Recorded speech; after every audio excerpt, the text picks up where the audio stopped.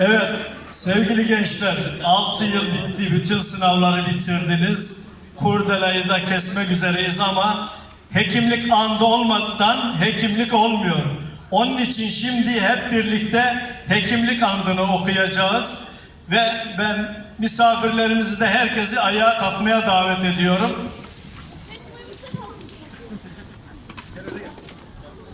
Hekimlik mesleğinin bir üyesi olarak yaşamımı insanlığın hizmetine adayacağıma, hastamın sağlığına ve esenliğine her zaman öncelik vereceğime,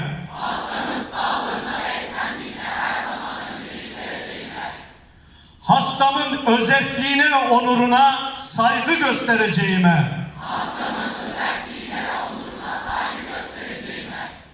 görevimle hastam arasına yaş, hastalık ya da engellilik, inanç, etnik köken,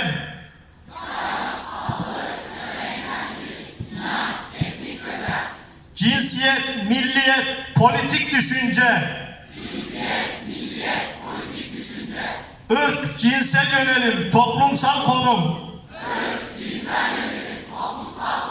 ya da başka herhangi bir özelliğin girmesine izin vermeyeceğime,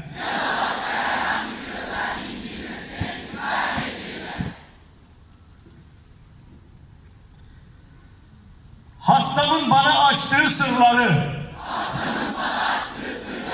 yaşamını yitirdikten sonra bile gizli tutacağıma,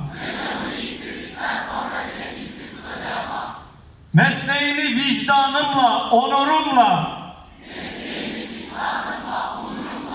ve iyi hekimlik ilkelerini gözeterek uygulayacağıma,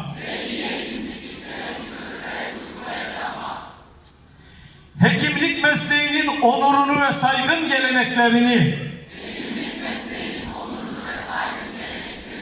bütün gücümle koruyup geliştireceğime, mesleğimi bana öğretenlere, meslektaşlarıma ve öğrencilerime hak ettikleri saygıyı ve minnettarlığı göstereceğime, tıbbi bilgimi, hastaların yararı ve sağlık hizmetlerinin geliştirilmesi için paylaşacağıma, hizmeti en yüksek düzeyde sunabilmek için kendi sağlığımı, esenliğimi ve mesleki yetkinliğimi korumaya dikkat edeceğime,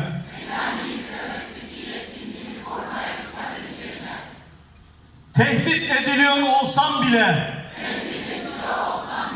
tıbbi bilgimi, insan haklarını ve bireysel özgürlükleri çiğnemek için kullanmayacağıma,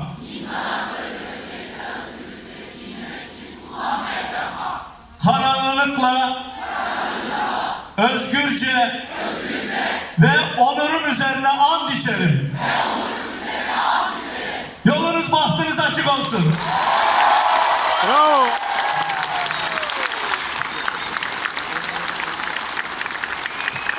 Cerrahpaşa ile gönül bağınız hep devam etsin.